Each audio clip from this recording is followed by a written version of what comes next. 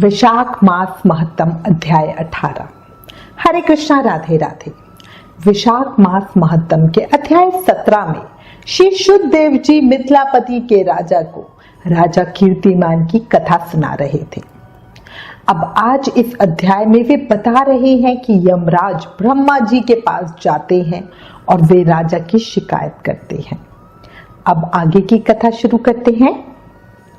ब्रह्मा जी ने कहा, हे यम, इसमें आश्चर्य की क्या बात है? तुम क्यों दुखी होते हो?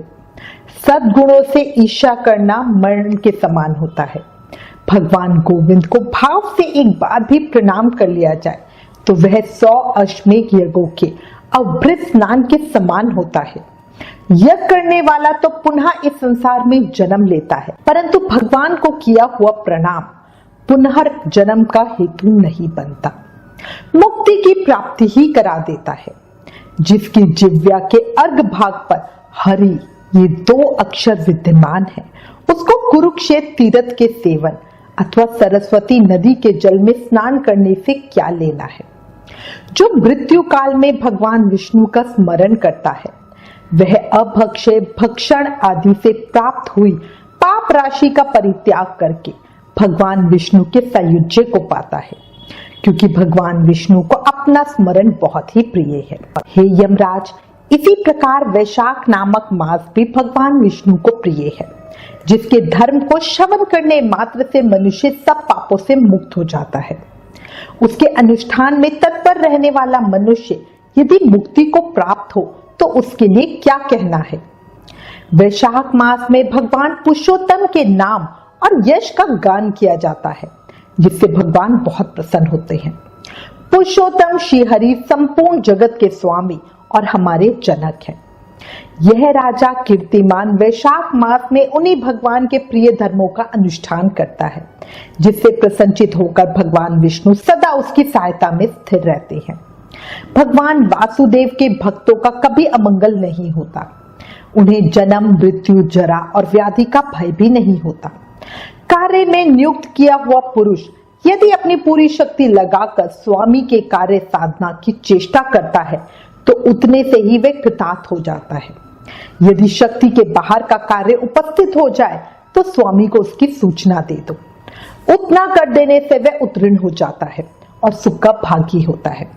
जिसने उस प्रयोजन को स्वामी से निवेदित कर दिया उसके ऊपर ना तो कोई ऋण ना ही पातक लगता है। अपने कर्तव्य पालन के लिए पूरा यत्न कर लेने पर प्राणी का कोई अपराध नहीं रहता। यह कार्य तुम्हारे लिए असंभव है, अतः इसके विषय में तुम्हें शोक नहीं करना चाहिए। ब्रह्मा जी के ऐसा कहने पर यमराज ने दीन वाणी में कहा, हे तात, मैंने आपके चरणों की सेवा से सब कुछ पा लिया। तब ब्रह्मा जी ने पुनः समझाते हुए कहा, धर्मराज, राजा कीर्तिमान विष्णु धर्म के पालन में तत्पर है।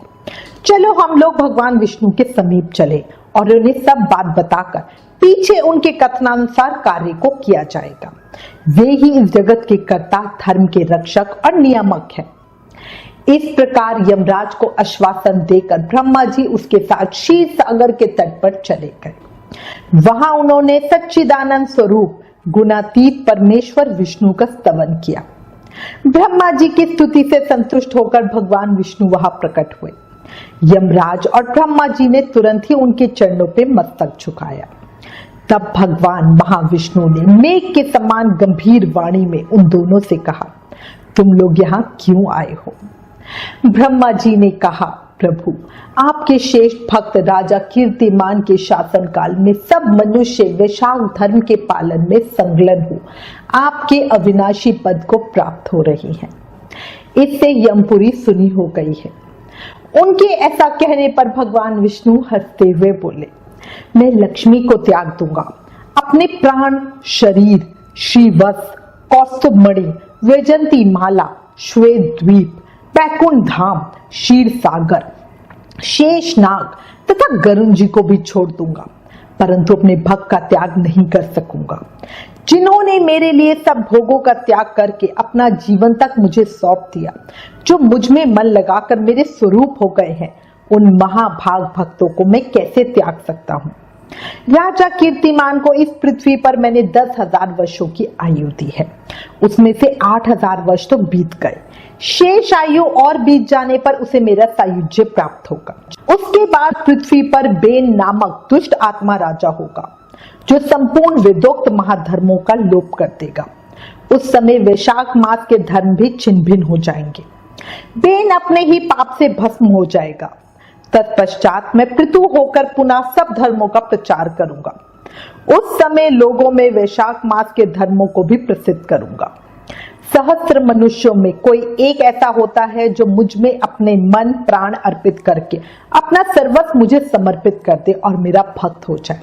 जो ऐसा होता है वही मेरे धर्म का प्रचार करता है। इस वैशाख मास से भी मैं वैशाख धर्म में तत्पर रहने वाले महात्मा पुरुषों तथा राजा के द्वारा समय अनुसार तुम्हारे लिए भाग दिलाऊंगा।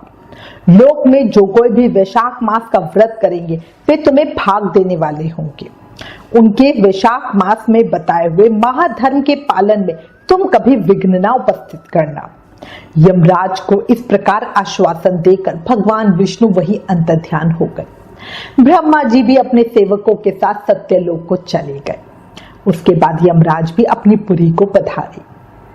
वैशाख मास की पूर्णिमा को पहले धर्मराज के उद्देश्य से जल से भरा हुआ घड़ा, दही और अन्न देना चाहिए। उसके बाद पितरों, गुरुओं और भगवान विष्णु के उद्देश्य से शीतल जल, दही, अन्न, पान और दक्षिणा फल के साथ कांसे के पात्र में रखकर ब्राह्मण को देनी चाहिए। भगवान विष्णु की दिव्य प्रतिमा वैशाख मास की महत्तम कथा सुनाने वाले दीन ब्राह्मण को देनी चाहिए।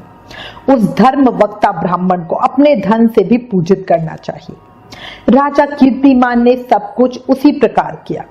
उन्होंने पृथ्वी पर मनोवांछित भोग भोग कर शेष आयु पूर्ण होने के पश्चात पुत्र पौत्र आदि के साथ श्री विष्णु धाम को प्रस्थान किया।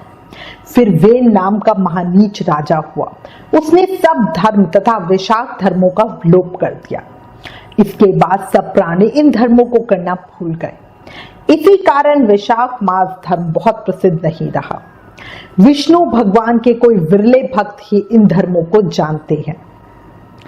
ये सब सुनकर मिथिलापति ने कहा, हे महामते, दुरात्मा राजा बेन प्रथम स्वयंभू मनवतार में हुआ था और ये राजा इक्ष्वाकु कुलभूषण कीर्तिमान व्यवस्थ मनवता के व्यक्ति हैं। ये बात पहले मैंने आपके मुख से सुन रखी है, परंतु इस समय आपने और ही बात कही कि यह राजा जब बैकुंठवासी हो जाएगा उसके बाद राजा बेन उत्पन्न होगा। मेरे इस संशय को आप निवृत्त कीजिए। शुद्धदेव जी ने कहा, राजन, पुराणों में जो विषमता प्रतीत होती है वह युग भेद और कल्प भेद की व्यवस्था के अनुसार है। किसी कल्प में ऐसा हुआ होगा कि पहले राजा कीर्तिमान और पीछे बेन हुआ होगा। इसीलिए कहीं कथा में समय की विपरीतता देखकर उसके अप्रामाणिक होने की आशंका नहीं करनी चाहिए। वैशाख मास महत्तम अध्याय 18 संपूर्ण। कल अध्याय 19 में आगे की कथा सुनेंगे। ज्यादा से ज्यादा नाम जाप करो, याद रखो कलयुग केवल नाम आधारा। हम सिर्फ नाम जाप करके ही भक्ति, शक्ति, मुक्ति पा सकते हैं। इसलिए प्रेम से, मन से, भाव से नाम जाप करते रहो। हरे कृष्ण कृष्ण कृष्ण हरे हरे, हरे राम राम राम हरे हरे। जय श्री कृष्णा। ओम नमो भगवते वासुदेवाय।